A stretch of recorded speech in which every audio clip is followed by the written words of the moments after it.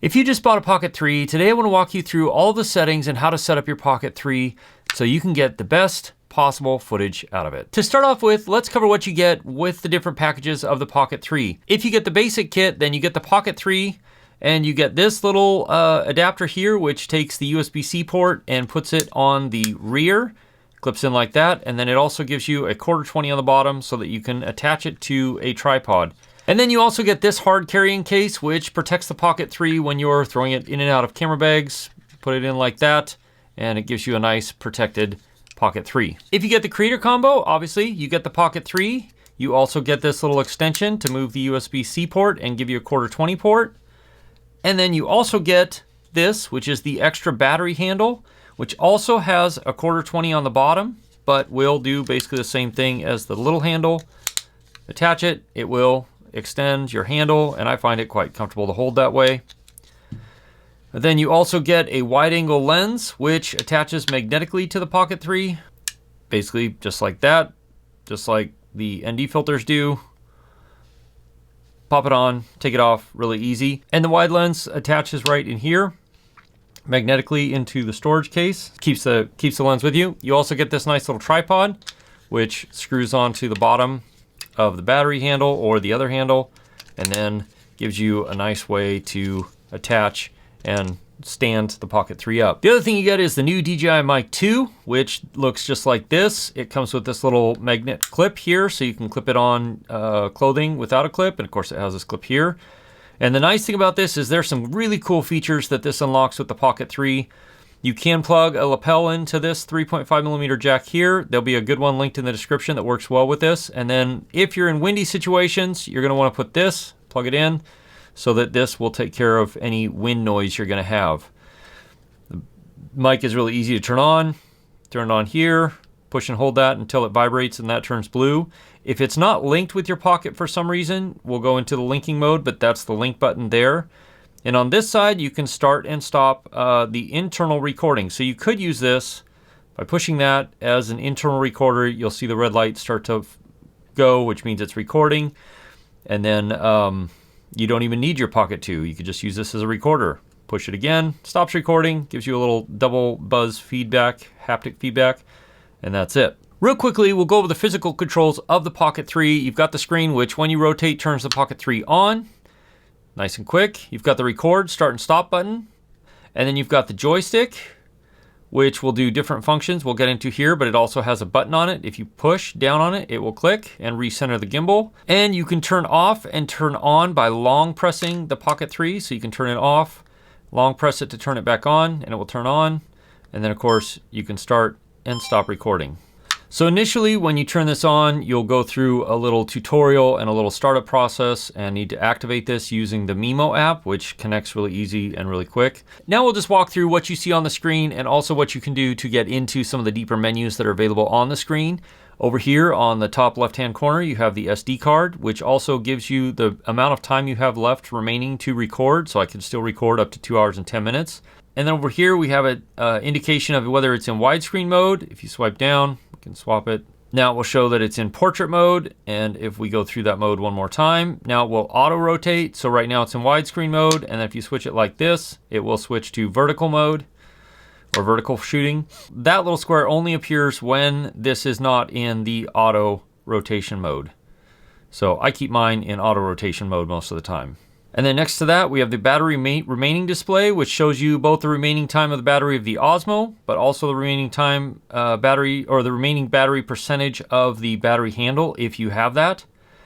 Right below that, we have a exposure dial, which I always have set to -0.3 because it just looks a little better. Below that, we have the slider where you can push and hold and zoom in or out.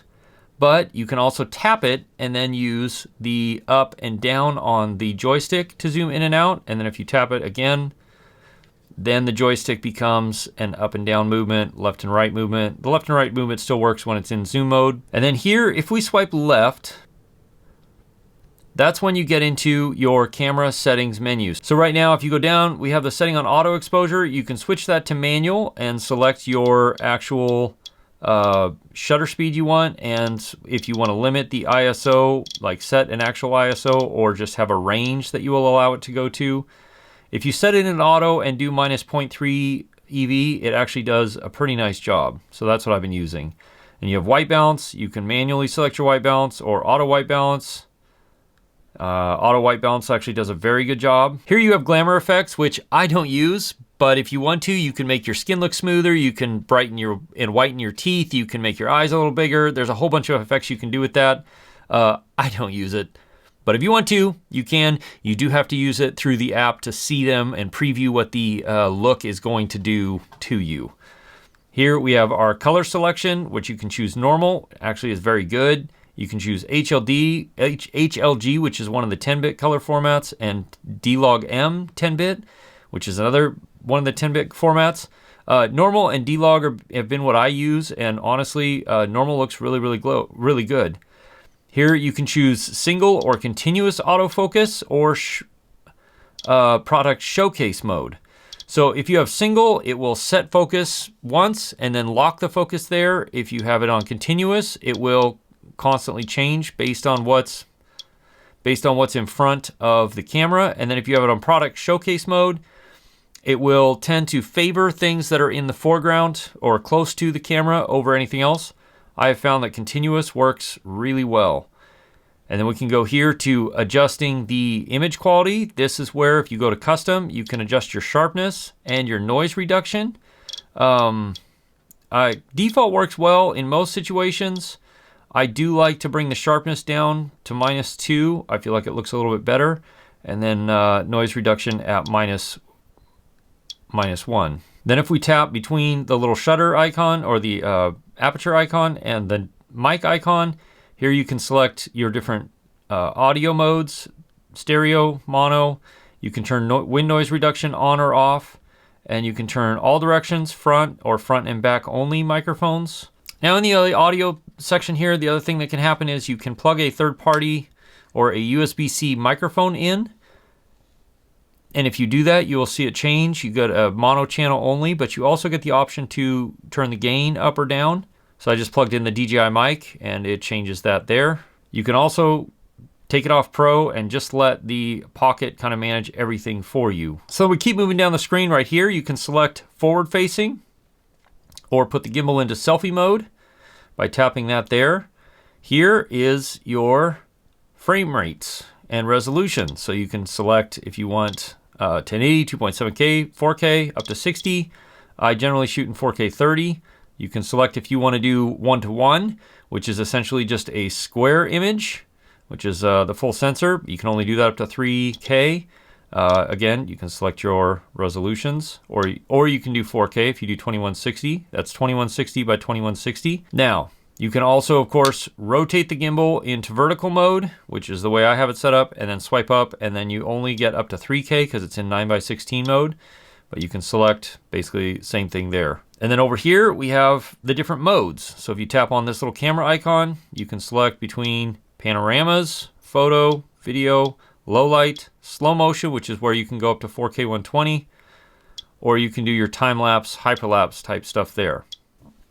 And then if you select this little icon here, this is where it will auto-detect faces, and once you start recording, whatever's in the box in the center here will start to, it will start tracking that if it's a face in that range. If we come down here and do dynamic framing, then what you get is 9 boxes across, and you can move between them if you want, and it will track whatever is in that box and keep it on that side or in that area of the frame. And then here, if you want to do your spin shot, you can do spin shots. You can select your direction. Now here, if you swipe from the left to the right, this is where you can see footage that you previously recorded. If you tap on these little boxes here, it will take you into everything that's on the SD card that you filmed. And here you can also select files that you maybe want to keep or delete or favorite.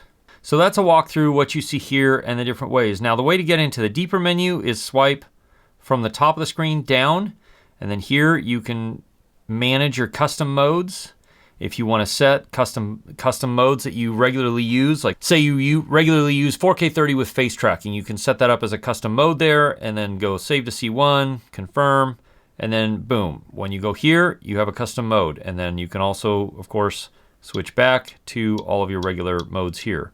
But then when you have custom one, that's just the settings and everything that you had set up for that particular part. Here is where you can have it rotate the screen and capture. In other words, when you turn the gimbal on, so when you turn the screen on, it will rotate and then immediately start filming, and it's within a second or so, it's going and filming. So if you do a lot of quick shots where you want to get that started, then that's a great way to go. You can also have it go straight into video, low light mode, or your custom modes, or photo mode, hyperlapse mode, depending on what you want, you can have it go directly into that. And then next to that is screen brightness, how bright or how not bright you want the screen. And then here you can enable or disable selfie mode. Coming down, we have the different gimbal modes. So you can have it follow, which means it follows you up, down, right, left.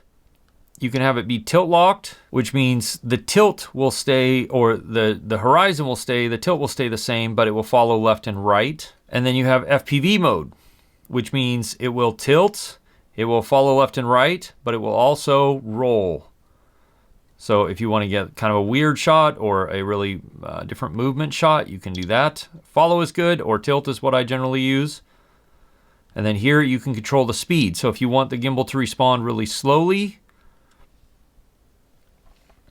that's what you do there. Or if you want it to respond really fast. Default is generally where I leave mine. It does a good job. Again, we can decide if we want rotating the screen, if we want to stay in landscape mode, or if we want to stay in portrait mode, or just in auto rotation, which is where I leave mine. And then if you tap on that little icon there, the little nut icon, that's when it gets into the deeper menus. So we'll just keep going through this. Wireless mics. This again is if you bought the DJI mic, or if you bought the Creator Combo, or maybe down the road if they're selling this individually, then we can attach directly or pair directly to this with the Mic 2. It also tells you how much battery life is remaining in the Mic 2. You can monitor volume through this. You can have the LEDs on and off, the vibrations on and off. You can have audio to video sync, which is generally what I have turned on. A low cut filter on or off. I actually like the low cut filter on. You can turn on the 32-bit float recording, and that is only on the mic. So if you want those files, you'll have to pull it off of this mic via the USB-C port on the side. And here you can also format the transmitter, so it wipes out everything that has been recorded internally on this, and then it gives you the version that you have. Now the audio to video sync, if you have that turned off, the mic will not record anything when you start recording on the unit. But if you turn it on, then when you push record on the camera, it will start recording internally on the mic as well as transmitting the audio to the camera. So that can be handy if you don't want to have to start and stop recording on this, but you want a backup of the audio in there. When you have a Mic 2, there are a couple of extra functions that you get to use with it, which is pretty nice. You can push the link button to start and stop recording or to take a photo. And if you have tracking features enabled, it will also start to track whatever is in the frame, etc. And then if you push the power button quickly, it will turn yellow, which means you're turning noise reduction on or off. So a couple little extra features on the DJI Mic 2 that actually make it pretty nice. So then if we keep coming down, you can set the gimbal startup direction, which could be forward, backward, or whatever the last setting was. I generally just have mine on forward. Then rotate the screen to power off. You can have it immediately power off, 2 seconds, or never. I have mine on 2 because then if you do rotate the screen, you get 2 seconds to push continue, and then it will switch to a vertical format or stay horizontal if you have that setting set up that way. Here you can do selfie flip, which means instead of, it will flip the image so that it's a mirror instead of exactly what you see. And then you have the OTG connection, which will enable you to connect directly to an Android device. It will also enable you to live stream if you want to. Here you have wireless connections where you can decide if you want to connect to it with the Mimo app, and you can also reset the connections there. It's really simple to connect to the Mimo app. You basically just turn it on, turn the app on, and the app automatically detects if there's a Pocket 3 nearby and lets you connect to it that way. You can turn on Wearable Mode. So Wearable Mode will keep it in this configuration, basically so that you could attach the camera like this and then walk around with it. And then if you want to exit the Wearable Mode, you just swipe up and it exits Wearable Mode. Gimbal Calibration. If you ever need to do a gimbal calibration because something is off or maybe the gimbal is doing something strange, then set it on the tripod or on a tripod on a hard flat surface and then hit confirm. It will count down from 3 to start a calibration, and it will check all the endpoints, the level, everything else, and make sure that the gimbal is good to go. And then while it's doing that, you cannot and you should not move the device at all. So be sure and do it on a table that is pretty sturdy, not vibrating, moving, anything like that. Once it's complete, it will give you a complete, or it'll tell you that the calibration was successful. Here you can choose your joystick speed for zoom or gimbal. I actually like mine a little lower, and then confirm there. Video compression, you can use H.264, which is compatible with more older computers, or more efficiency. I use more efficiency, but if you have problems playing back or editing the video with the older computer, then maybe choose H.264. Here you can pick the sound volumes you want, low, medium, high, mute. You can turn the grid on or off, which essentially just gives you a 3x3 mode so that you can kind of frame things up properly. Anti-flicker, here you can turn it on 50 Hertz if you live in Europe, or 60 Hertz if you live in the US, or just auto. It does a good job in auto, so I've just left it on auto. And then we come to timecode. Timecode is really useful if you're synchronizing multiple cameras across the board, and for this you can either just set timecode directly in here or jam sync timecode from outside of the... You can also turn the timecode display on if you want to do that. Now in order to jam multiple cameras, you'll need something like this, the tentacle sync, which will jam timecode to multiple cameras. In this case, this Ceramonic cable I found works well. You plug it into the little 3.5 millimeter jack. The only thing I've noticed is that occasionally you will get an error depending on how you jam sync the cable. So it will do successfully. If you do it incorrectly, or if you do this the wrong side, you just have to flip it over, because sometimes I have had it give me an error code. But there we go, timecode's been jammed successfully. This cable will be linked in the description. And then down below that, you can do naming management. So you can set up a folder name if you want. You could name the camera, for example, if you wanted to. And then you can do file names. Here, you could set up whatever you want. Then right here, you can decide if you want the screen to turn off while it's recording to save your battery power. That's up to you. You can decide how long you want it to go before it auto turns off. You can have the LEDs on or off. So you can see that turn the little LED there on or off. You can also have it continue the last live stream here, but you need to be connected to the DJI Mimo app. You select what language you want. Here's where you can format your SD card. Here you can do a factory reset if you need to. I did have one time where the gimbal was kind of vibrating and doing some weird stuff, so I did a factory reset and it fixed it, and it's been great ever since. And you can also find device info, serial number, firmware versions, things like that. And then compliance info down here if you want to know about your compliance. That's how I've set up my Pocket 3 in settings. But next you're gonna watch this video right here. I'll see you over there. As always, if you have questions, ask me in the comments below, or you can join my live stream, which happens most Wednesday nights at 4 p.m. Alaska time, 8 p.m. Eastern, where we can have a little bit more of a conversation. I can answer questions maybe I didn't get to in this video. I'll see you again soon in the next video. Cheers.